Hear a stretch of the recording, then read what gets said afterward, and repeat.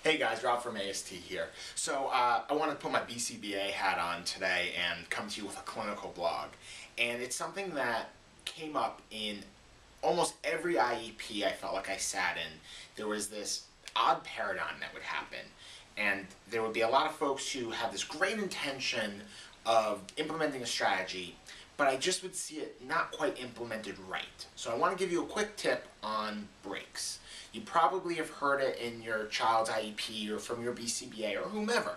Really common strategy. The idea is we have a child who doesn't want to engage in an academic task. They're acting out in whatever way because they want to get out of it. So let's give them a break. We're going to teach this replacement behavior. Awesome.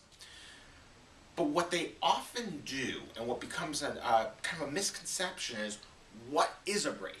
So had this IEP, sat with this team, and they were lost. And this was a good team. Not bad team members on this team at all. But they couldn't understand why they'd been doing this break procedure for a year, and nothing changed. The child would just ask for a break all the time and wouldn't complete her work. They didn't have bad behaviors. They could just ask for a break all the time. And only when they would terminate the break would then they see bad behaviors. So I asked this very simple question. What does a break look like? And that's when the truth started to pour out. Well, when we give the child a break, we say it's okay for her to get up and go to the computer and play on the computer for 10 minutes. Fabulous. I then asked the second question. What is she earning for completing the task? She gets to play on the computer for 10 minutes. So I of course asked the question of, why would she ever get her work done if all she has to do is ask for a break to get the computer?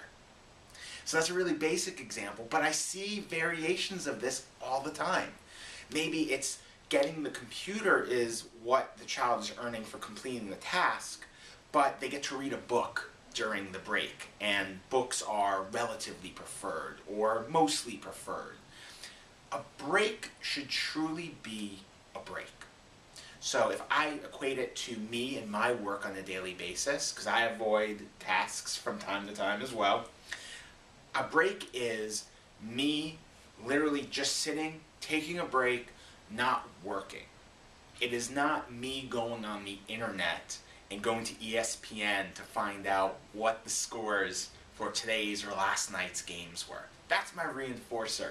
That's my reward for completing that paperwork or that report or whatever it is that I've got to do that sometimes I procrastinate on. But if I give it to myself, or if I give myself something comparable or close for the break, I'm just going to keep getting and asking for a lot of breaks, and I'm never going to get that report done.